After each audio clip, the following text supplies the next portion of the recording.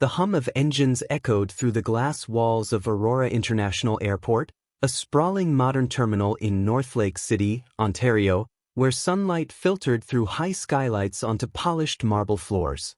At Gate C-14, passengers lined up to board Maple Crown Airways Flight 927, bound for Vancouver's Pacific Heights Airport. Among them was Selena Carter, a 39-year-old black woman dressed in sleek travel comfort, a tailored charcoal hoodie, fitted dark jeans, and pristine white trainers. She had just spent 4 grueling days in Montreal negotiating a $400 million acquisition deal, and though her body was weary, her mind was sharp.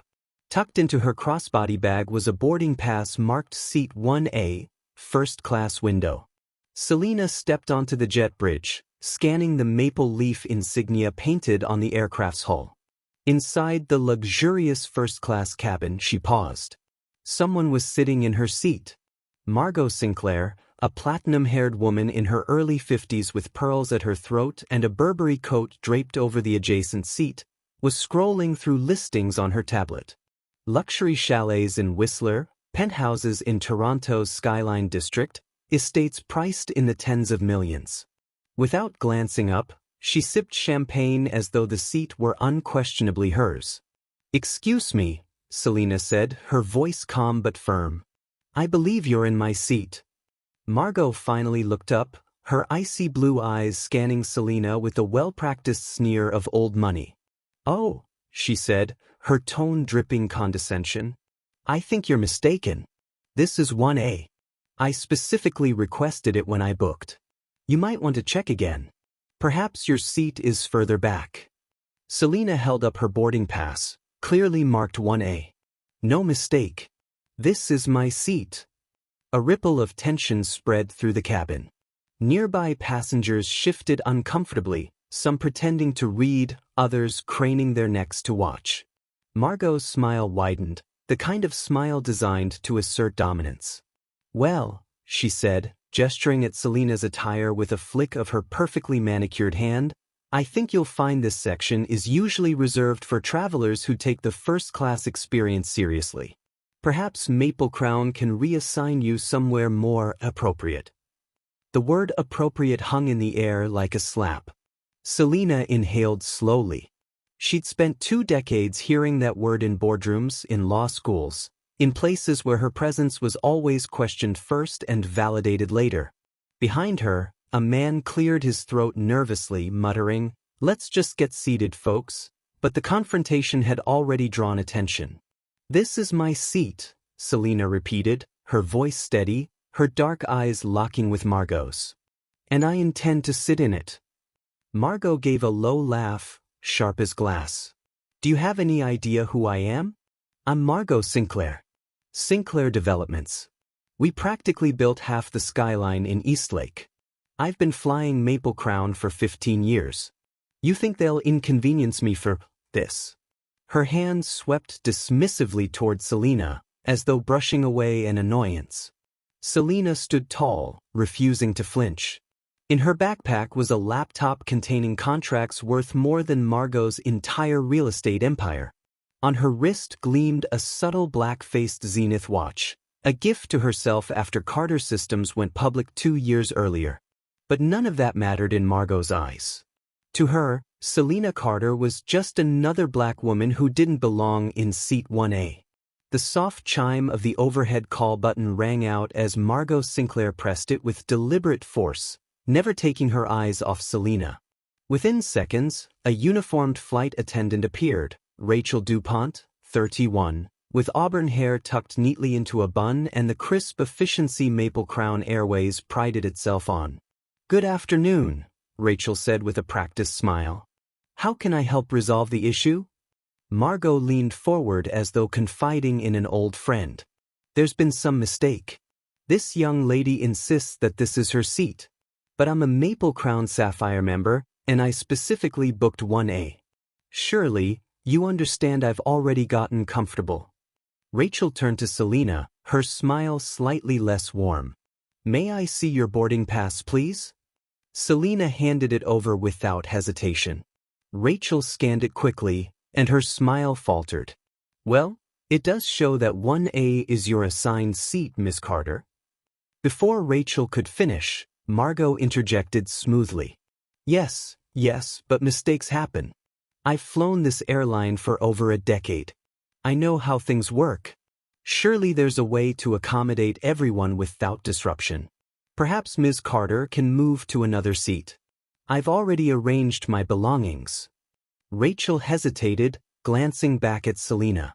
We do have other excellent seats available in first class. 2C is free, with very good legroom. Perhaps, Ms. Carter, you'd consider moving just this once? As a gesture of flexibility. The word flexibility struck Selena like a hammer. It was always her who had to bend, to shift, to be gracious for the sake of harmony. Margot sipped her champagne, smirking, as though the matter were already settled. Selena's voice was quiet, but it carried weight. No. I paid for 1A. I checked in for 1A. This is my seat. A murmur rippled through the cabin. Passengers in rows 2 and 3 were now openly watching. A young black couple exchanged a knowing look, while a South Asian student in row 4 discreetly angled his phone camera, already streaming to TikTok. Margot's tone sharpened. My dear, I think you're being unreasonable. Surely, you understand that premium customers like me deserve certain considerations. Don't make this difficult for everyone. Selena arched an eyebrow. Difficult for everyone, or difficult for you? Rachel shifted uneasily. The situation was slipping from her grasp. Perhaps I should call the captain, she suggested. Yes, do, Margot said quickly, her face alight with triumph. It's time someone with authority explained proper procedures to Ms. Carter. Moments later, Captain Henri Beaumont, a silver-haired veteran pilot with 28 years of service, stepped into the cabin. His presence carried authority, his navy jacket adorned with Maple Crown's golden insignia. What seems to be the issue here? He asked, his Quebecois accent cutting gently through the tension. Margot stood, extending her hand with a gracious smile. Captain Beaumont, thank you for coming. I'm Margot Sinclair, Sapphire Elite member. There's been a seating error, and this woman insists I'm in her seat. I'm sure we can find a solution that makes sense for everyone. The captain turned to Selena. And you are? Selena Carter, she replied, handing over her boarding pass. This is seat 1A as assigned. Beaumont studied the ticket, then the seat, then Margot. He nodded slowly. Yes, Ms. Carter is correct. 1A is her assigned seat. Margot's smile did not waver. Captain, I understand that. But as you can see, I'm already settled. I specifically requested this seat months ago. Surely, Maple Crown values loyalty. Would it not be easier, and more courteous, to reassign Ms. Carter? She seems adaptable. The implication lingered in the air. Adaptable. Flexible. Move aside. Captain Beaumont exhaled heavily. Ms. Carter, he said carefully, we do have other excellent seats in first class. Sometimes, to keep things running smoothly, we ask passengers to be cooperative. Selena's eyes narrowed. You're asking me to give up the seat I paid for because Ms. Sinclair refuses to move? Let's not frame it that way, the captain replied quickly. We're simply trying to resolve this amicably. Selena let out a short, humorless laugh. Amicably for whom? For the woman who decided her loyalty outweighs my rights? Or for the airline that would rather inconvenience me than confront her entitlement? Gasps and murmurs spread across the cabin. The atmosphere had shifted from uncomfortable to electric. Even Rachel looked uneasy now. Margot's face flushed. This is absurd. Captain, surely you won't allow her to turn this into a spectacle. I know what this is. She's making a scene for compensation or an upgrade. I've seen this act before. Selena froze. The accusation that she was a fraud, a scammer, undeserving of her place, was a blade she had felt before, in boardrooms and negotiations. But here, in front of strangers, it cut deeper. She locked eyes with Margot, then with the captain. Her voice dropped to a dangerous calm. I'm not running a scheme. I'm not looking for compensation. I'm demanding what I paid for, my seat. And if that threatens you, that's your problem. The cabin fell silent. Even the hum of the engines seemed to fade. Passengers leaned forward, waiting for the next move. And Selena Carter, CEO, owner, and architect of the very system that powered Maple Crown Airways reservations, knew it was time to stop playing along. The silence in the first-class cabin stretched taut, like a rope ready to snap. Margot Sinclair leaned back in her seat, crossing her legs with exaggerated confidence. Her Louis Vuitton carry-on stood like a monument beside her, and her Burberry coat draped over the seat next to her was a territorial flag. "Captain Beaumont," she said, her voice adopting the faux reasonable tone of someone certain she'd win. "I've flown Maple Crown twice a month for 15 years. I know your policies. Status matters. I am your Sapphire Elite, your loyal client. Surely, that counts for something. This young woman can be relocated without much fuss." Selena Carter inhaled slowly. Every word Margot spoke felt like a script rehearsed in country clubs and boardrooms across Canada. Loyalty, status, appropriate, flexible. All code for she doesn't belong here. "Tell me, Mrs. Sinclair," Selena said evenly, "in all those years flying Maple Crown, how many times have you refused to leave someone else's seat?" Margot's eyes narrowed. "This is different. I booked 1A. If the computer glitched, that's Maple Crown's mistake, not mine. I will not be humiliated for it." "Humiliated?" Selena's lips curved in the faintest smile. "You're sitting in my seat, refusing to move, and accusing me of fraud. And you think you're the victim?" A soft gasp escaped from row 3. A young Asian woman lowered her phone slightly, no longer pretending. She was streaming live. The glowing screen revealed comments flying in. "This lady is stealing her seat. Racist vibes all over this. Is that Maple Crown? Hashtag shame on them." The viewer count ticked past 1,200. Captain Beaumont noticed the phone, his face paling. "Ladies, please," he urged, "let's not turn this into a spectacle." But it already was. From row 4, a woman with a press badge clipped to her jacket cleared her throat. Clara Moreno, mid-40s, senior correspondent for the Toronto Observer. Her silver-streaked hair framed sharp eyes that missed nothing. "Excuse me," she said firmly, standing just enough to command the cabin's attention. "I've been watching this entire exchange. Mrs. Sinclair, you've refused to leave a seat you have no boarding pass for. And Captain Beaumont, you've just suggested Ms. Carter should relocate despite having the legitimate ticket. That's not customer service. That's discrimination." Margot's head snapped toward her. "Excuse me? This is none of your concern." Clara's pen hovered over her notepad. "Discrimination in public accommodations is always my concern. And it's certainly the concern of my readers." From the back of the cabin, the young Asian streamer raised her phone higher. "We're at 2,000 viewers now," she announced, her voice shaky with adrenaline. "Comments are exploding. People are furious." Margot's composure cracked. "You can't record me without consent. This is harassment." The student shrugged. "Public space. Documenting civil rights violations. Perfectly legal." Then Margot said the words that detonated the cabin. "You people are always looking for something to complain about."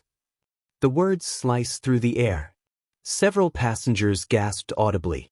A black couple in row 5 exchanged looks of grim recognition. Even Rachel DuPont, the flight attendant, froze, her professional smile collapsing. Selena felt the familiar chill, not anger, but a razor-edged clarity. She'd heard, "you people," her entire life. In classrooms. In boardrooms. In hotels and airports. It was never a slip of the tongue. It was always the truth slipping out.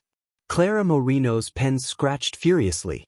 "Did you just say you people, Mrs. Sinclair?" In the context of a black woman asserting her right to her seat. Margot stammered, "That's not what I meant. I meant journalists, bloggers, complainers. Selena's voice cut cleanly across her excuse. No, Mrs. Sinclair. You meant exactly what you said. The cabin was now electric, the tension vibrating in the recycled air. All eyes were on Selena Carter, waiting to see whether she would shrink back or push forward. She decided. She reached into her bag, pulled out her phone, and unlocked it with a swift motion. The screen glowed with a sleek interface, North Star systems emblazoned across the top. A hush fell as passengers leaned forward. Margot frowned. What is that? Selena's dark eyes glinted. This is the Executive Operations Panel for Maple Crown Airways. And this. She tapped the screen, hovering her finger over a command labeled Ground All Flights, CEO Override, is what happens when someone forgets that I own the airline they're sitting on. The cabin erupted in shocked murmurs. Captain Beaumont blinked. I'm sorry, Miss Carter, did you say you?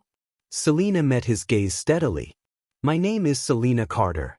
I'm the founder and CEO of North Star Systems. We own 68% of Maple Crown Airways. That means this plane, this seat, this airline, all of it belongs to me.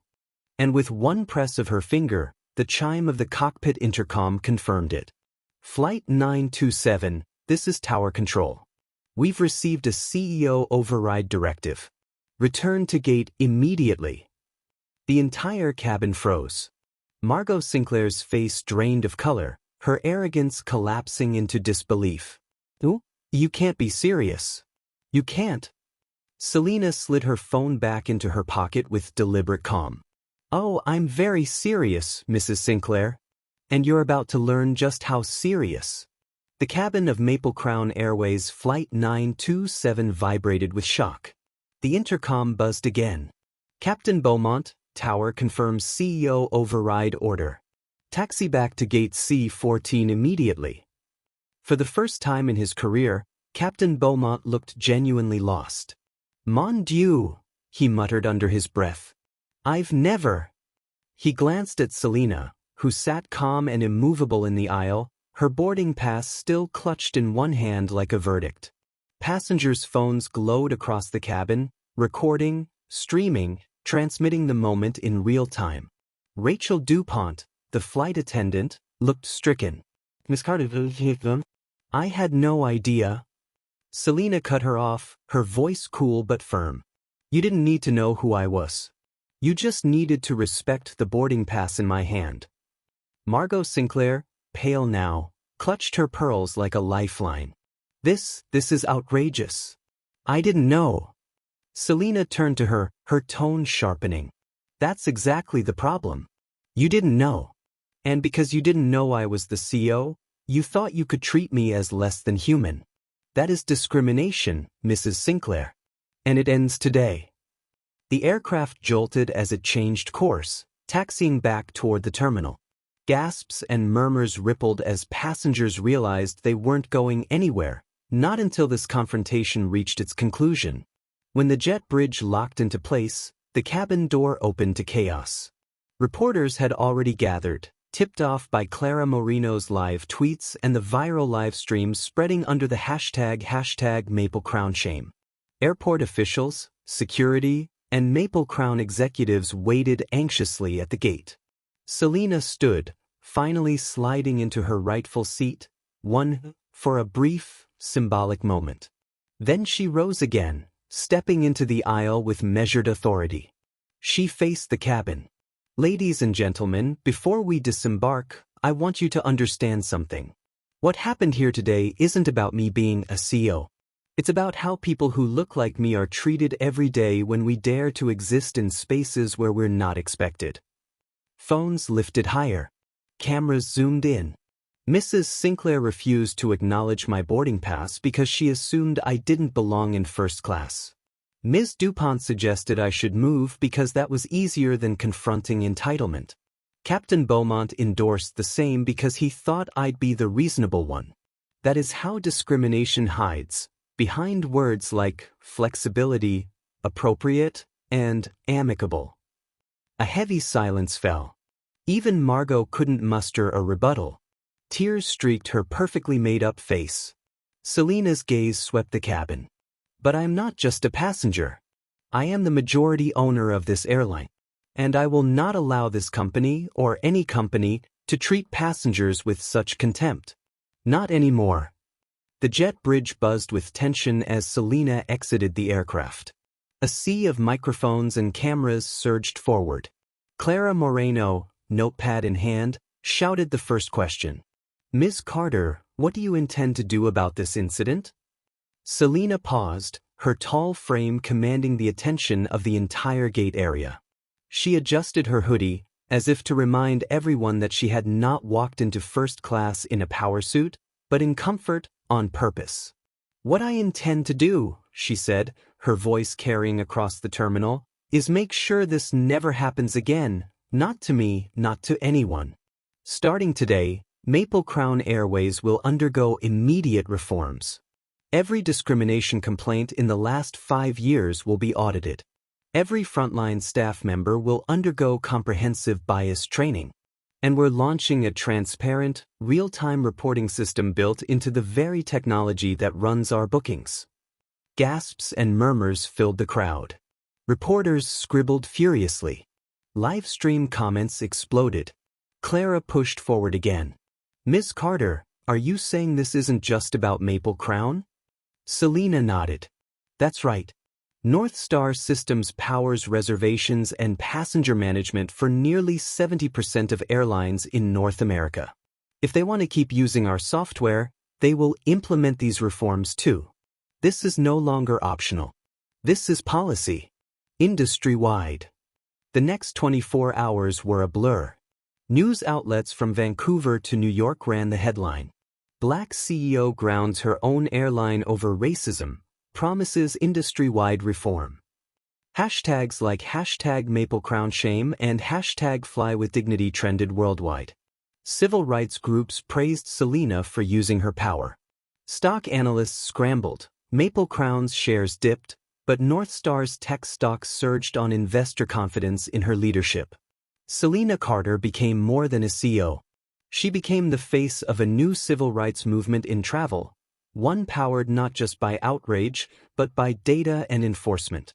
Within a week, airlines from Los Angeles to London announced they were adopting North Star's Bias Accountability Suite, a digital system that flagged discriminatory patterns and required executive-level review of every complaint. Passengers began to fly with a newfound confidence that if they were wronged, their voices would not disappear into a file cabinet, but echoed directly to the top. 2 years later, Aurora International Airport unveiled a plaque in its departure hall. This gate is where the dignity of travel was defended. September 14, 2025. Selena Carter, North Star Systems. Families paused to read the inscription. Young travelers took selfies beside it. And every time a black woman walked into first class with her head held high, Selena's stand on Flight 927 resonated quietly in the background. Not because she was a CEO, but because she refused to be moved.